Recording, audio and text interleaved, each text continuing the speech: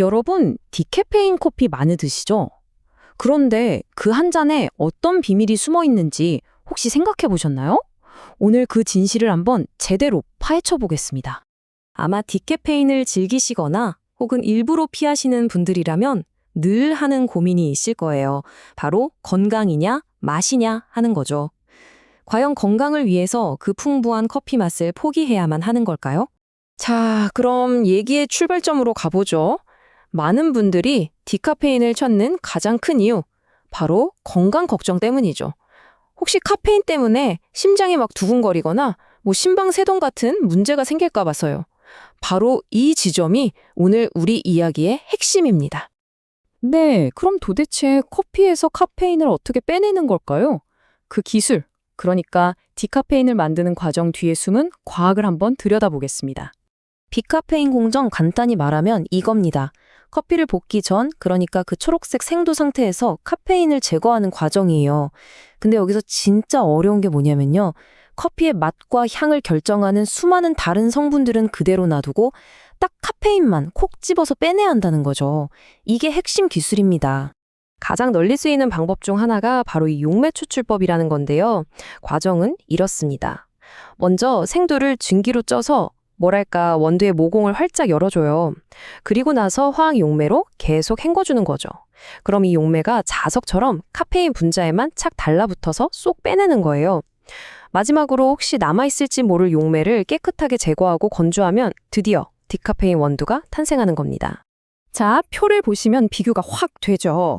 방금 말씀드린 용매 방식은 비용은 저렴하고 효율적인데 가끔 약간 금속성 같은 잔미가 남을 수 있다는 얘기가 있고요. 스위스 워터 방식은 화학물질 대신 물과 숯 필터를 쓰니까 맛이 아주 깨끗해요. 그래서 유기농 커피에 많이 쓰이죠. 다만 풍미가 좀 더 마일드해질 수 있어요. 마지막으로 초임계 이산화탄소 방식. 이건 진짜 첨단 기술인데 원두 본연의 향을 거의 그대로 지켜주지만 네, 비쌉니다. 자, 그럼 이런 여러 가지 공정들이 결국 우리가 혀로 느끼는 맛에 정확히 어떤 영향을 미치는 걸까요? 이 풍미의 트레이드오프 한번 자세히 알아보겠습니다. 바로 이 지점에서 우리 모두가 갖는 의문이 생깁니다. 아니, 분명 맛과 향 성분은 남겨둔다고 했는데 왜 디카페인 커피는 마셔보면 뭔가 좀 다르다고 느껴지는 걸까요? 그 이유, 이제 화학적으로 파고 들어가 보겠습니다. 비밀은 바로 여기에 있었습니다. 디카페인 공정을 거치면서 우리가 원치 않게 다른 중요한 성분들까지 일부 씻겨 나간다는 거죠. 특히 커피를 로스팅할 때 그 고소하고 달콤한 향을 만들어내는 일종의 향의 재료 같은 것들이요. 전문적으로는 향기 전구체라고 부르는데 이런 것들이 좀 사라지는 거예요.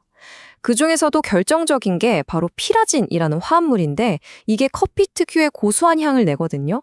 근데 디카페인 커피엔 이 피라진이 현저히 적습니다. 2022년 몰레큘스라는 과학 저널에 실린 이 문구가 모든 걸 설명해 줍니다. 피라진의 감소는 견과류, 로스팅, 초콜릿 향의 부족으로 이어졌다. 바로 이거죠. 우리가 커피에서 기대하는 그 풍부하고 고소한 향들이 약해지는 것. 이게 바로 많은 사람들이 느끼는 디카페인 특유의 밋밋한 맛의 정체였던 겁니다. 자, 지금까지 맛에 대한 이야기를 나눠봤는데요. 이제부터가 이 이야기의 하이라이트입니다. 정말 깜짝 놀랄 만한 대반전이 기다리고 있으니 집중해주세요. 우리 이야기 맨 처음으로 한번 돌아가 볼까요? 많은 분들이 혹시 심장이 두근거릴까봐 디카페인을 선택한다고 했잖아요. 바로 그 걱정 다시 한번 꺼내보겠습니다. 그렇다면 과연 카페인이 심방세동 같은 질환에 정말로 안 좋은 영향을 미칠까요? 우리가 오랫동안 상식처럼 믿어왔던 이 이야기에 대해 최신 과학은 어떤 대답을 내놓았을지 궁금하지 않으세요? 자, 다른 건 다 잊으시고 이 숫자 하나만 기억해 주세요. 39%입니다. 이 39%라는 숫자는요, 2025년에 발표될 디캐프 연구에서 나온 핵심 결과치입니다. 이게 얼마나 놀랍냐면 심방세동이 있는 환자들 중에서 매일 커피를 마신 사람들이 카페인을 아예 끊은 사람들보다 재발 위험이 무려 39%나 더 낮았다는 거예요. 심지어 재발하기까지 걸리는 시간도 훨씬 길었고요. 이건 우리가 알던 상식을 완전히 뒤집는 결과죠. 물론 이걸 너무 성급하게 일반화하면 안 됩니다. 연구진도 신중한 해석이 필요하다고 강조해요. 왜냐면 어떤 사람들한테는 카페인이 여전히 안 좋은 영향을 줄 수 있거든요. 그러니까 핵심은 무조건 마셔라 또는 끊어라가 아니라 어쩌면 나에게 맞는 적절한 양을 찾는 게 더 중요할 수 있다는 새로운 가능성을 보여준 거죠. 이렇게 놀라운 과학적 발견과 함께 우리가 쓰는 디카페인이라는 단어의 의미, 그 기준 자체도 전 세계적으로 바뀌고 있습니다. 예전에는 우리나라에서 카페인 90% 제거라고만 쓰면 디카페인이라고 할 수 있었어요. 근데 이게 좀 애매한 게 원두 종류마다 원래 들어있는 카페인 양이 다르잖아요. 그러니까 최종적으로 남는 카페인 양은 다 제각각일 수 있었던 거죠. 하지만 이제는 아닙니다. 미국이나 유럽처럼 건조 중량의 0.1% 미만이라는 아주 정확하고 엄격한 국제 기준으로 통일되고 있어요. 이 흐름을 보시면 한눈에 이해가 되실 겁니다. 1905년에 처음 상업적인 기술이 등장한 이후로 100년이 넘게 기술이 발전해왔고 마침내 2026년부터는 우리가 훨씬 더 믿을 수 있는 정밀한 기준의 디카페인을 만나게 된다는 뜻입니다. 자, 이쯤 되면 다시 한번 생각해 보게 되죠. 여러분에게 디카페인은 뭔가요? 단순히 맛을 좀 포기하고 마시는 건강 음료인가요? 아니면 우리가 그동안 좀 오해하고 있었던 커피일까요?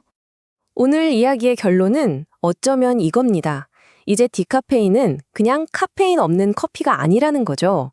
놀라운 과학적 발견과 더 엄격해진 기준이 만나면서 그 어느 때보다 더 복잡하고 흥미진진한 세계가 펼쳐지고 있습니다. 그래서 마지막으로 이런 상상을 해봅니다. 만약에 말이죠. 기술과 과학이 더 발전해서 일반 커피의 풍미는 그대로, 심지어 카페인의 긍정적인 효과는 남겨두면서 우리가 원치 않는 각성 효과만 싹 제거한 그런 완벽한 디카페인이 나올 수도 있지 않을까요? 앞으로 우리가 만나게 될 커피의 미래가 정말 기대됩니다.